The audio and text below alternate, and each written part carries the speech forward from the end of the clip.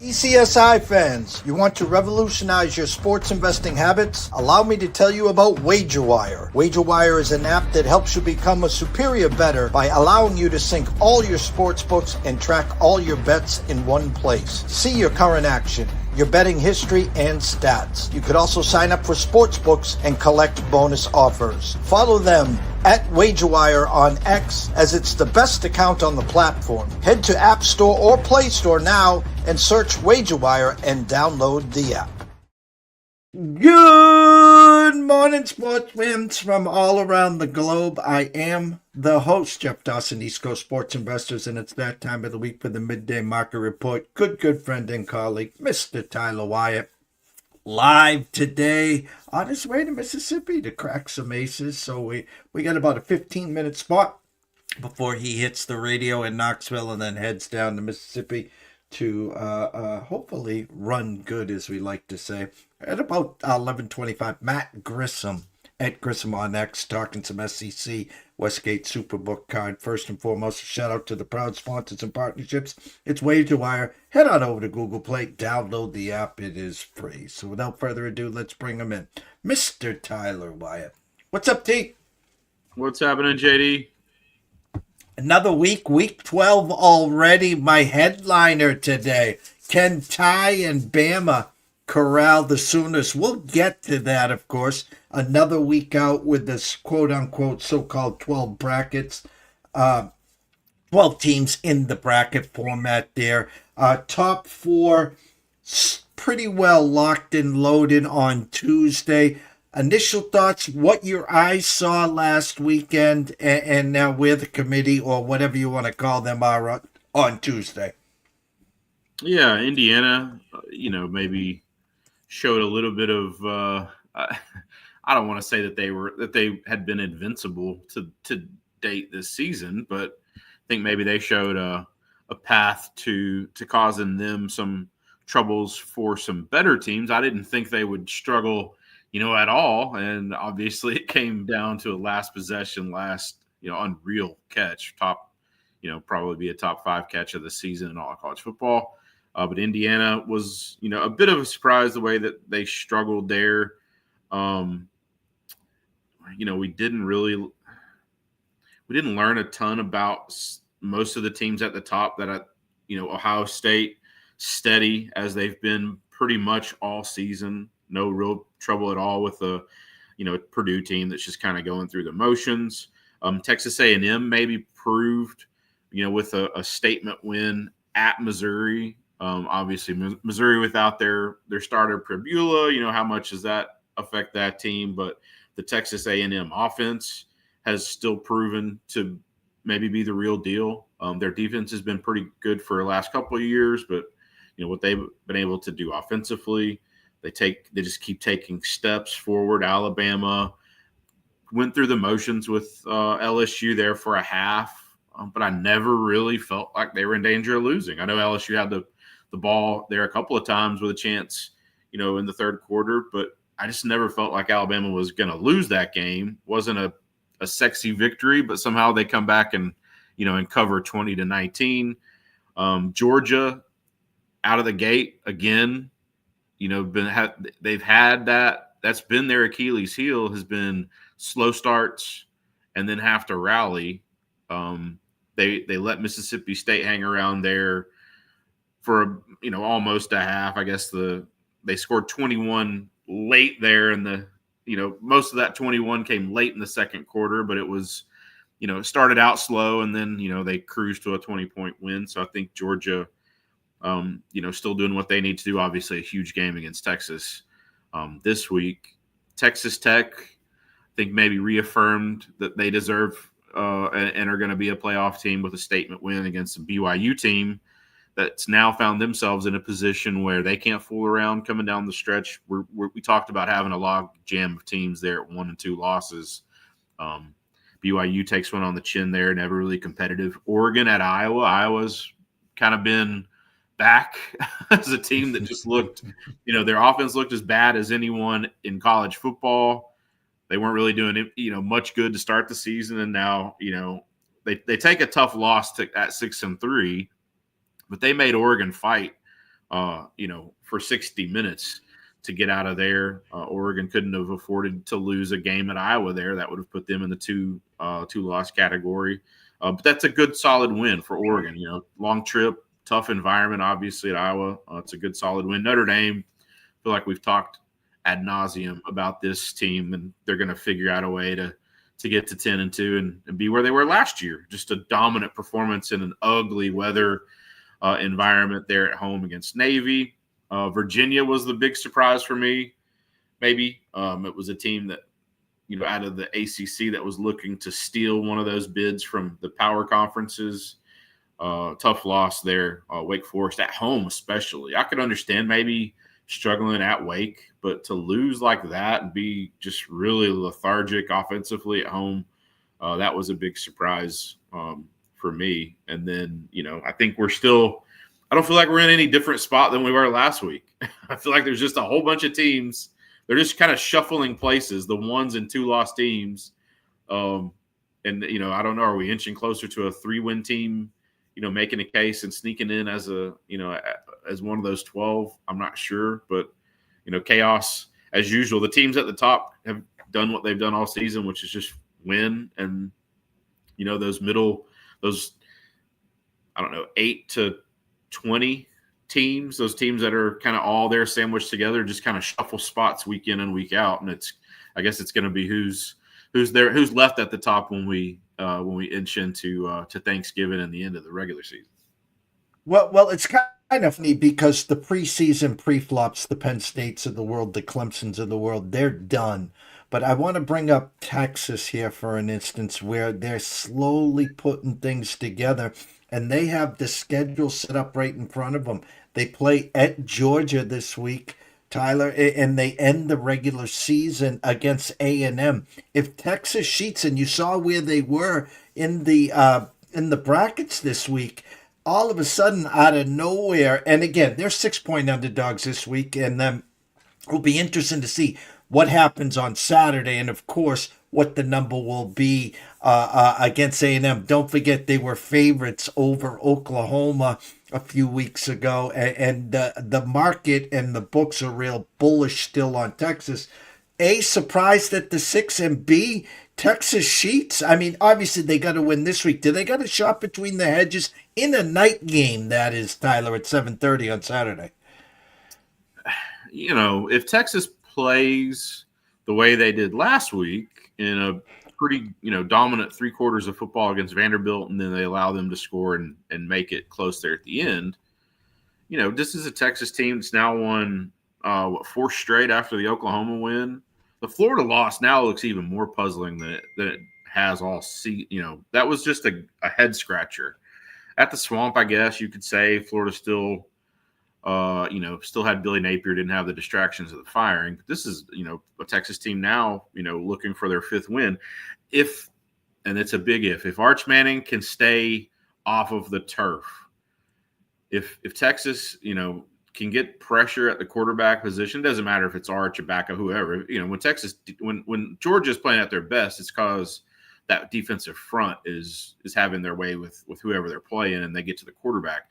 If they make Arch one-dimensional, I don't think Texas has much of a chance. But this is a Georgia team offensively that has also been not super sharp to start, and it's a Texas defense that also has the ability to cause some chaos there. And what Stockton will be able to do with his feet, I think, will play a big part in how this game shakes out. I do think Georgia wins. Our number on the game was fairly in line with where the books had. I had this one 8.3, so I'm half a possession over where the market is, but not a huge discrepancy. It's a 1-possession type of game. You give Georgia the home field, and I think the numbers a fairly good one. I don't love having a Georgia ticket based on where our price is, but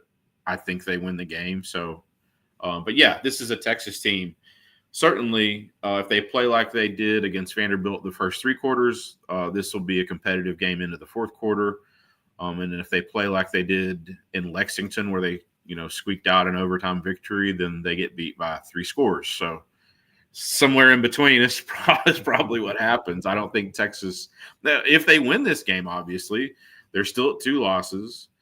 They have a game at home against Arkansas where they'll be, north of a touchdown favorite. And then I have them a 2.3 point underdog at A&M, or in the finale at home against A&M.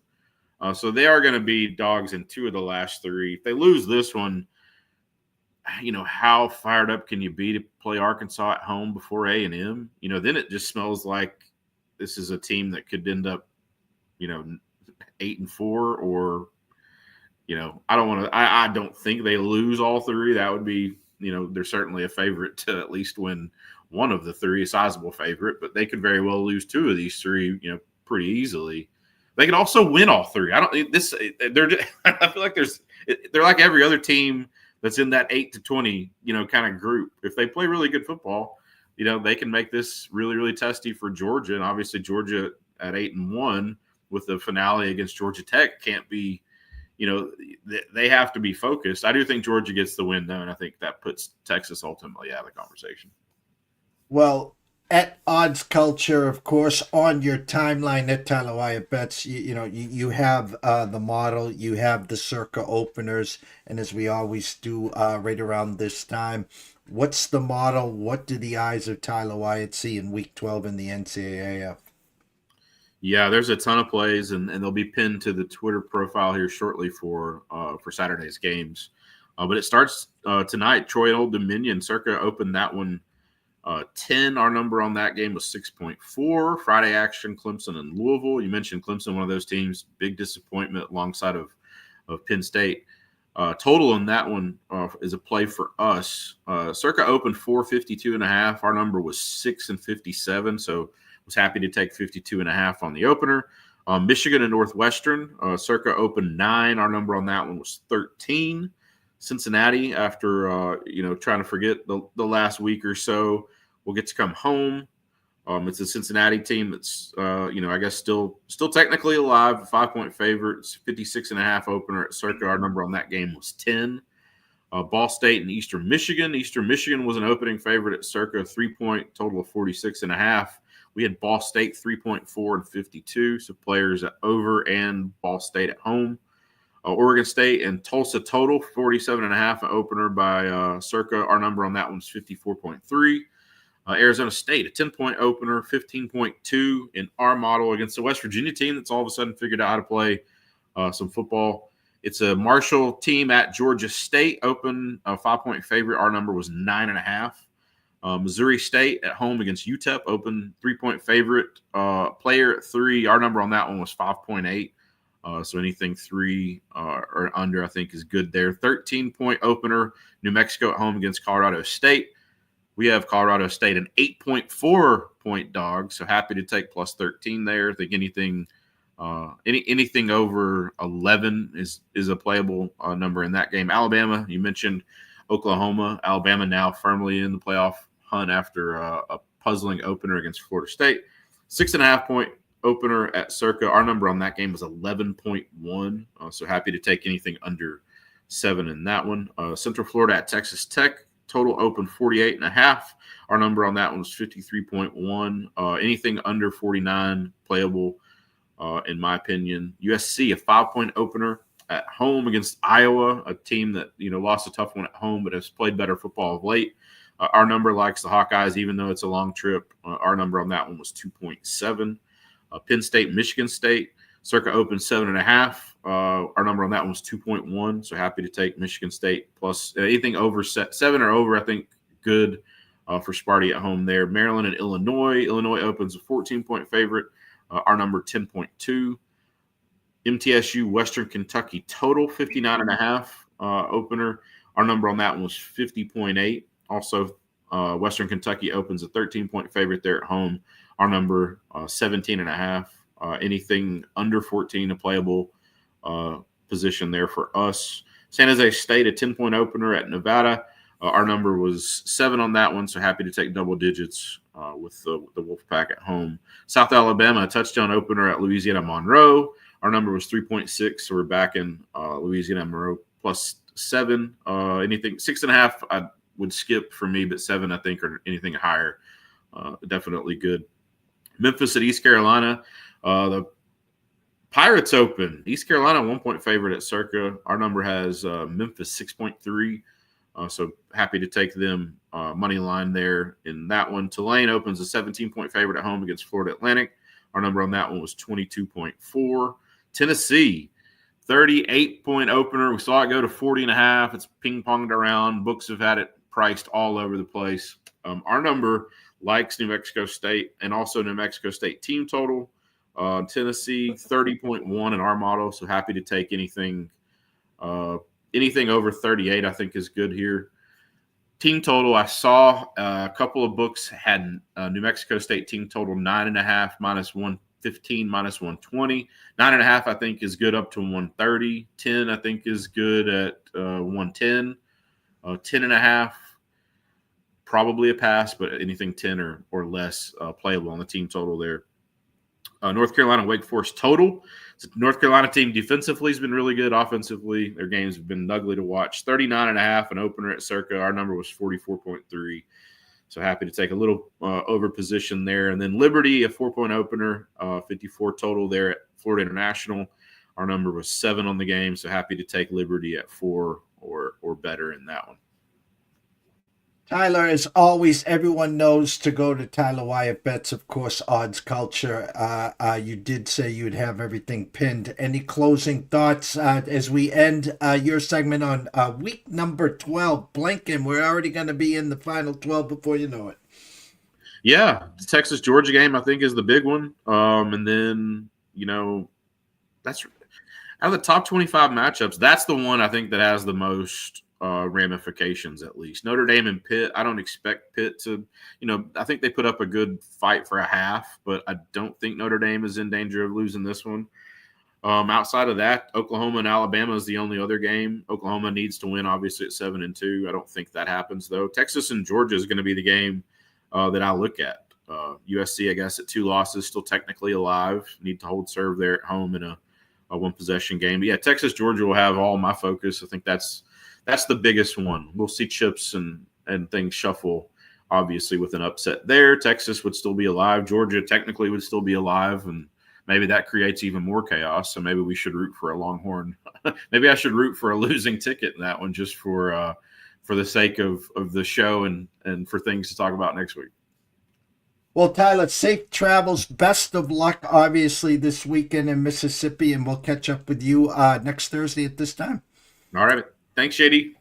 Thank you. Tyler Wyatt, go follow him at Tyler Wyatt Bets. Go follow him at Odds Culture. Quick commercial break. When we come back, Matt Grissom.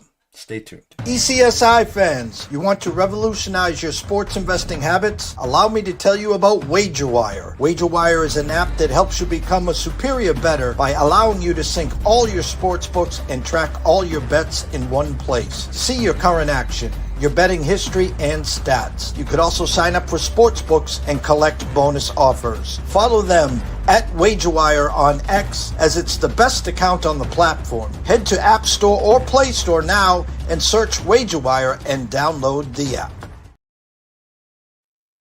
All right, let's bring him in, Mr. Matt Grissom. What's up, Matty? Good morning, Jeffrey. How are you? I'm doing well. How about yourself? Can't complain. 3-4 last weekend in the contest. That would be the one thing to complain about. Got home with Texas Tech. Your UConn Huskies once again. These guys are covering machines. And did you know that the quarterback for UConn, Joey Fagnano, has not thrown an interception all season long? 25 touchdowns, 0 picks, I believe. Heisman? I'm telling you, I had their team total over. We talked about UConn. I knew that the place was going to be rocking. They were doing everything to sell that place out. You take a look at what Jim Mora has done with this program, resurrected it from the dead.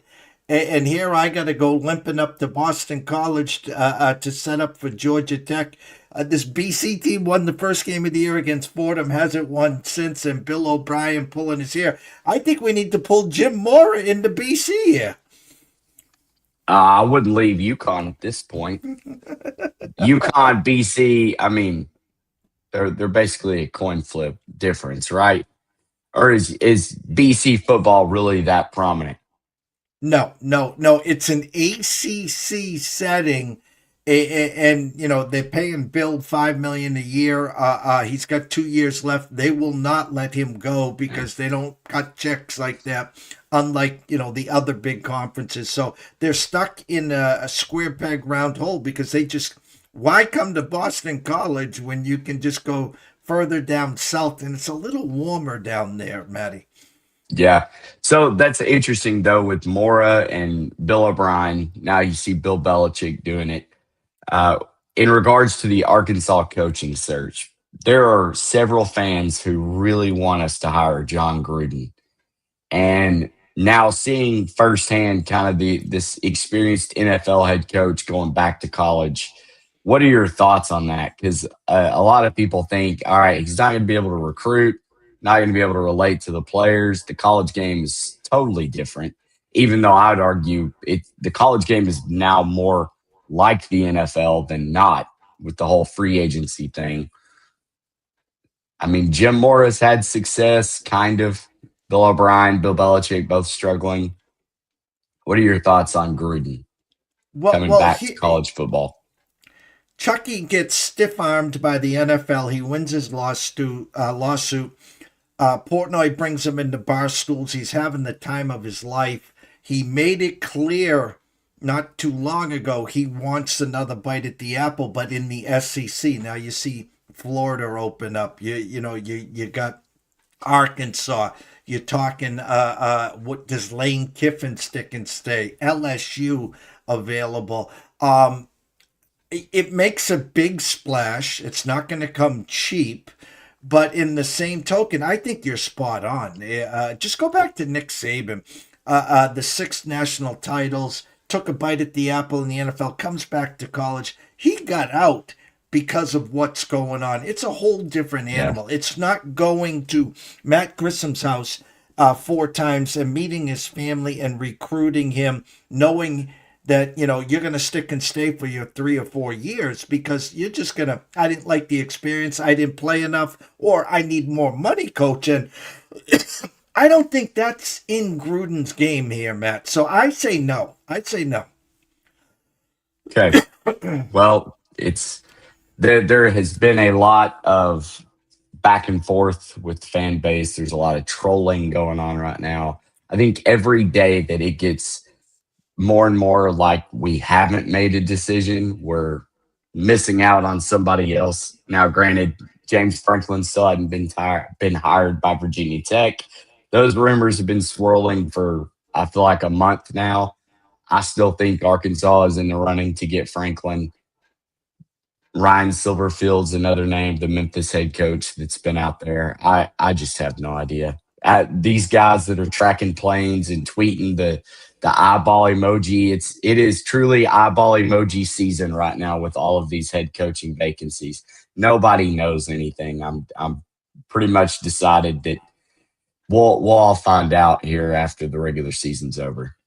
And it wouldn't shock me, though, because you made a splash in hoops with Calipari, so it would kind of offset. Hey, we got Calipari here for hoops. We got Chucky here, John Gruden here for football. At least you'd be at the front page of both, meaning the highlight, the big name, the sizzle type coaches.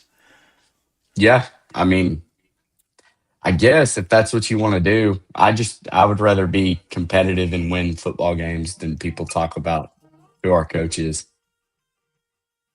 It's going to take a special person that can come in and do it, though.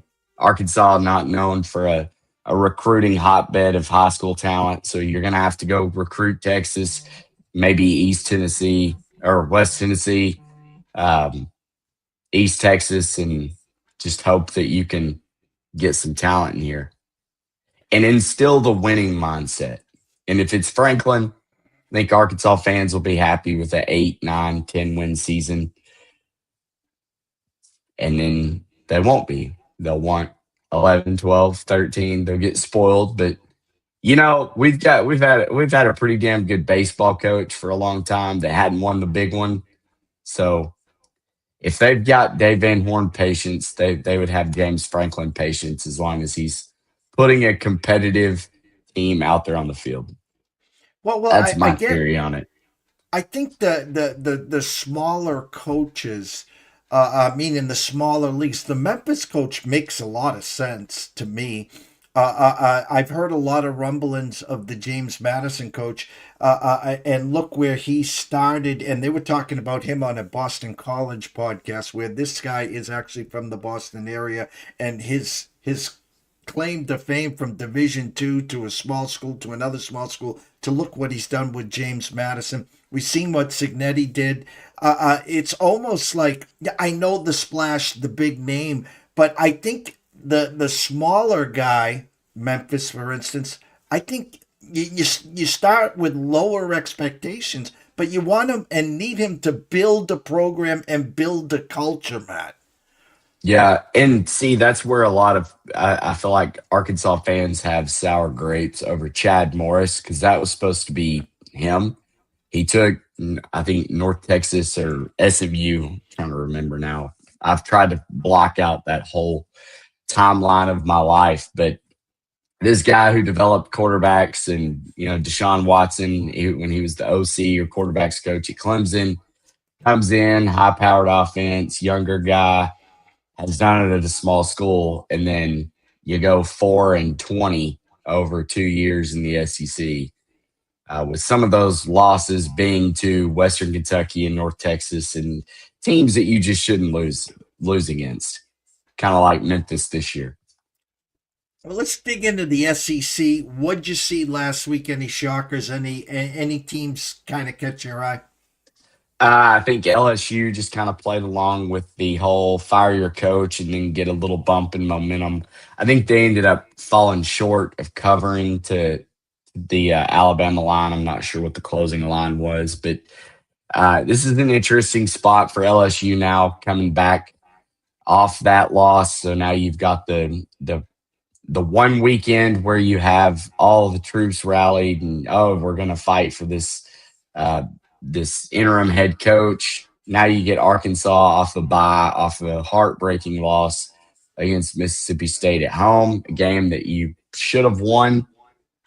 Getting, I think, 5.5, 6 right now. I like Arkansas in this one. Outside of that, I mean, I'm looking at the college football playoff rankings, and it's basically the Big Ten, Texas A&M, and then kind of everybody else. A&M, can they afford a loss and still make it in? Probably at this point. You've still got the committee like really fighting for this whole Alabama, Georgia, Texas, Oklahoma, Ole Miss. Somebody's going home, and God forbid it be Kirby Smart in Georgia, but I don't know this position that they're in for Texas. I feel like Texas is going to win this game, and they're going to be right back in the conversation. And I'm typically SEC biased, but at this point, like if I'm Miami, I'm pissed that I'm not in here. Georgia Tech kind of fell off, but can they run the table and get back in? Absolutely. You've got USC 7-2, Michigan 7-2, Louisville 7-2, Virginia 8-2. I mean, who is to say if there's some 9-3 SEC teams versus 10-2 ACC teams that some of these ACC teams don't deserve it a little bit more? I think this whole notion that there's going to be 6 or 7 SEC schools in the playoff is kind of wild. Are they better? Maybe, but I've not been very impressed this year at all with some of these SEC schools. Well, it's so funny. You take 9-0 Texas A&M because technically they're the best team in the SEC right now, being undefeated. You could say Alabama because their only loss was to Florida State, but again, Florida State, throw out what time of the season it was, they still lost to Florida State, who lost to Stanford. So, how good is anybody in college football? I think we know Ohio State's good. They're probably one clear and away. Indiana got a little scare last weekend, which that was insane if you watch that. Gus Johnson losing his voice. And then you've got A&M, who I think is the most pretend 9-0 team in college football. Well, every year there's one of these teams. This year it's A&M. We're just waiting for them to lose, and every week, this is the week. This is the week, and it hasn't been the week. And listen, I read the market, and when I look at the breakdown of the final 12 on Tuesday, I talked to Tyler about this, and I talked about the pre-flop in August, Matt. The Penn States, the Clemsons, the Arch Mannings and Texases. Well, Texas didn't have to go to Ohio State and play them opening week. They could have played UTEP. They could have played whatever. So here's my point. I think you're spot on here with this Texas team. They win this week in Georgia. They come back home. They beat Arkansas, and here they are against A&M. You're waiting for them to lose. I think the team coming down the backstretch like Thunder Gulch right now is Texas. Yeah, it definitely feels that way. Either Texas or Oklahoma. I think we're going to see a lot out of this Oklahoma-Alabama game. It's going to be another one kind of like the Oklahoma-Tennessee game. Yeah, your offense has looked really good. Joey Aguilar was looking really good, and then he faced a defense that was good. And can Ty Simpson do the same sort of thing that he's been doing week in and week out against this Oklahoma defense? I don't know. But I think Oklahoma and Texas are two teams right now that they have just as good of a shot to make the college football playoff as A&M, Alabama, Georgia, Ole Miss, any of them. It's going to be interesting for sure. Big slate as always. Some headliners. You talked about Oklahoma, Alabama, of course, Texas, Georgia. There's some mini games in between. Let's transition over to your Westgate Supercard. For me this week, it was a new third. We're in the NFL card. And the hardest part for us is to pick five. We go through the whole board. We were 6-1 on the desk, and somehow miraculously, when we put the card in, we end up 1-4. And it's just amazing the mindset and the reading the numbers, the flip flop, and the devil and the angel, good cop, bad cop. It's a mind bleep. You know what it is. But what do your eyes see this week? There are a couple of those weird SEC. We're going to play weak opponent games. New Mexico State and Tennessee. That's where I'm going to start because I caught the tail end of Ryan or that may not be his name. My mind just went blank. I was thinking Ryan Hyatt because Texas Tech guy. Going back to this of the college football playoff and everything, I think Texas Tech may be the best team out of the SEC, ACC, and Big 12 that can contend with. If you watch Texas Tech against BYU, they control the line of scrimmage. Their defensive line is outstanding. They were opening up holes for Dickey, the quarterback, Baron Morton, now that he looks healthy. Texas Tech has a very good defense. Their offense is prolific. I think what Joey McGuire, I think is his name, has done at Texas Tech,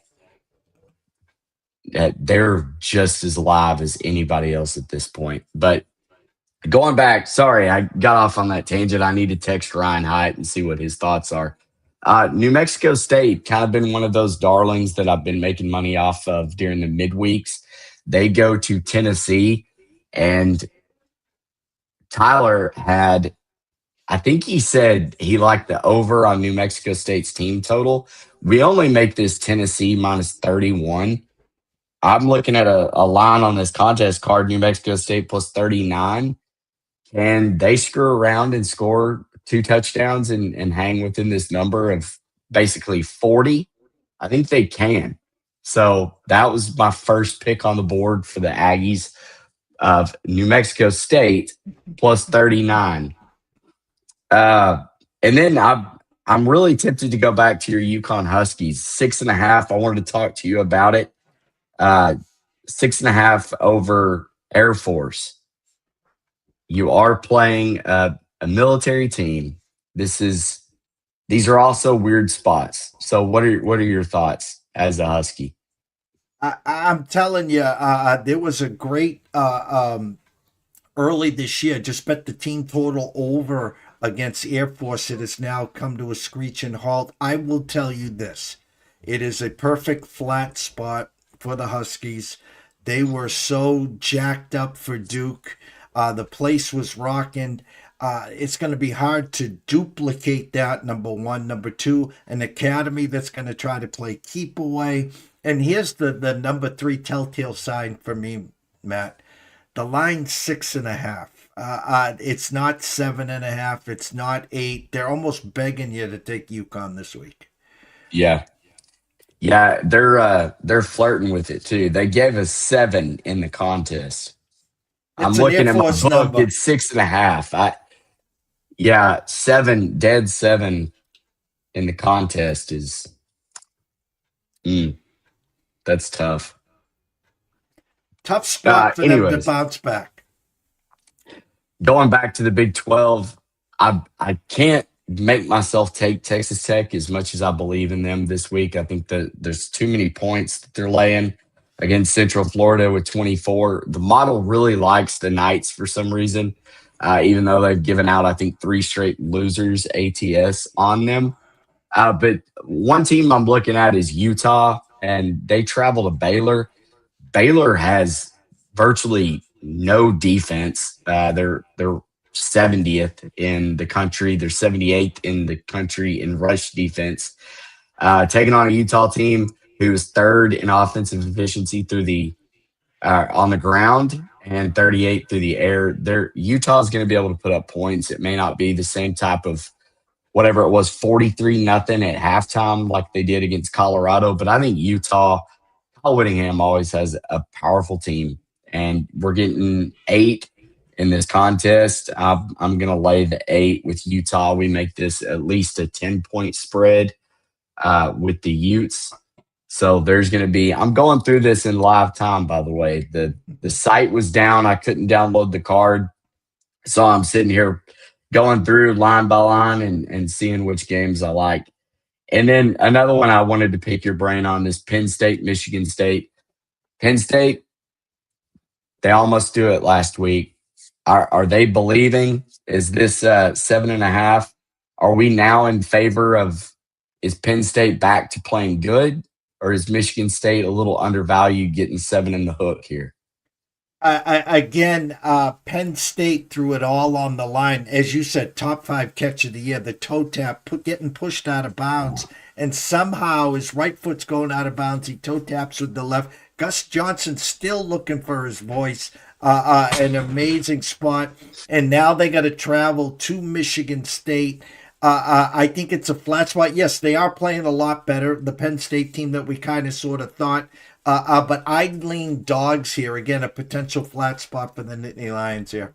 Yeah, I think I like getting 7 in the hook with Michigan State. They can be just salty enough with Aiden Childs to keep that one close. Michigan State's not a great team by any means, but their offense is decent enough. And then another one I'm still waiting to find out, Missouri and Mississippi State. I don't know if Tyler said anything about the quarterback for Missouri with Prbula, if he is still out.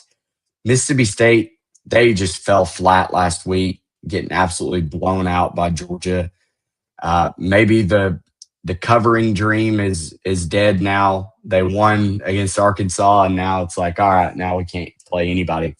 But Missouri should roll this game if Prbula is healthy. If he's not, I don't know how good that backup quarterback did last week. But I don't know. These are two teams that I don't really trust. And is Eli Drinkwitz now going to Penn State? You've got rumors swirling everywhere, I feel like, across the country. Coaches leaving. We saw Ryan Silverfield's name get mentioned for the Arkansas job. What does Memphis do? They go out and lay an egg. Is it coincidence? Maybe. I I don't know what's going on with that. Wake Forest, another team I've really liked. Robbie Ashford's looked good. Now they're running like a 2 quarterback system.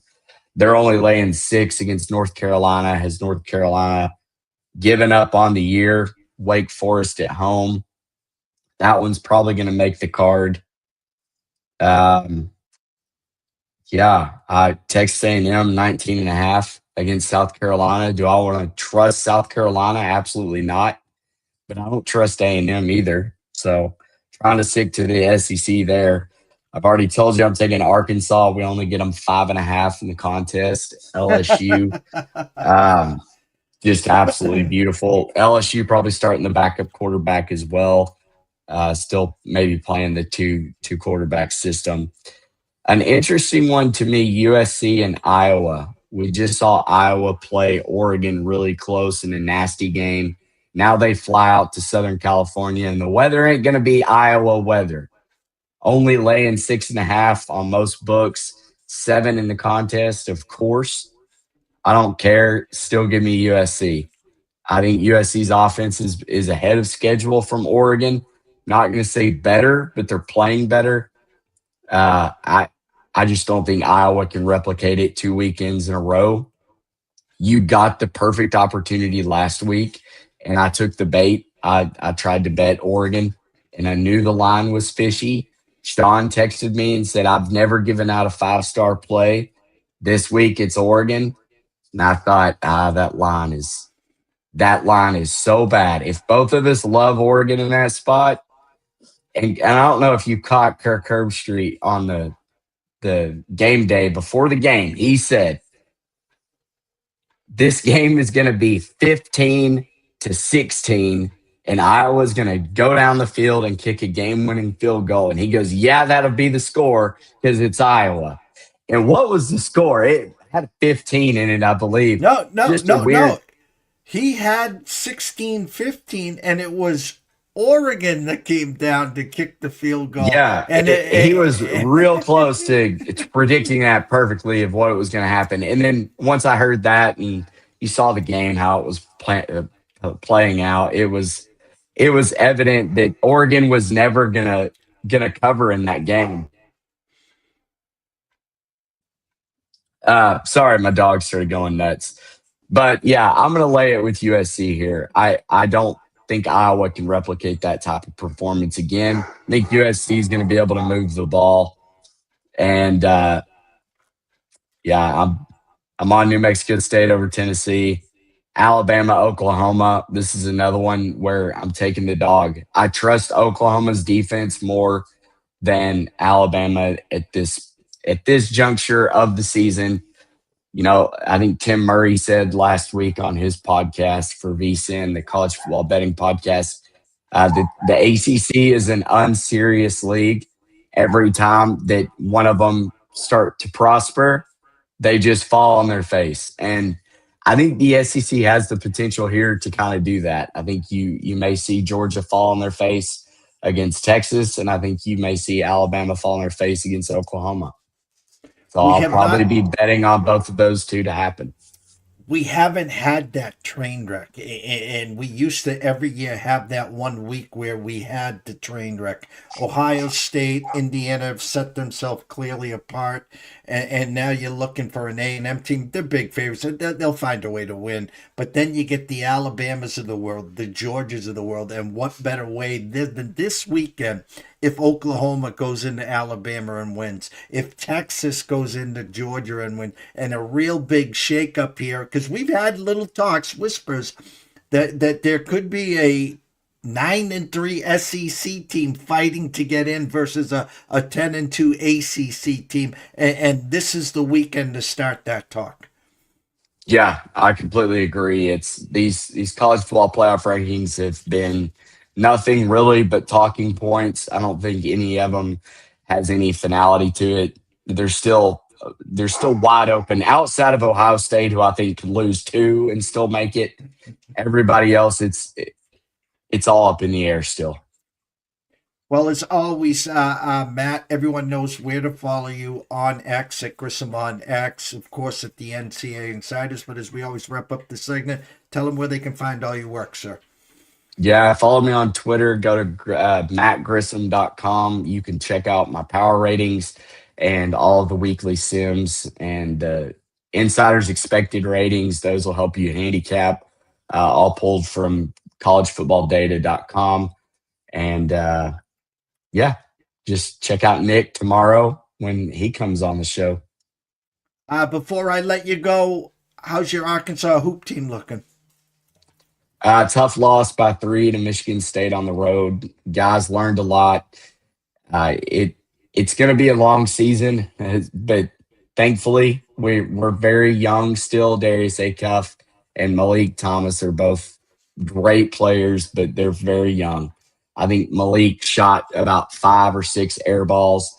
A lot of frustrations out of Trevin Brazil, who hit a guy in the face with a towel as he was walking out. He didn't get suspended, but he did not play against UCA for soreness, I think is what they called it. But yeah, I don't think Calipari's going to play that. I get it. It was an emotional spot. You lost, but you're also a senior who's been in college for like 8 years. So let's rein it in a little bit, control your emotions. But we play every team that was in the Elite Eight last year.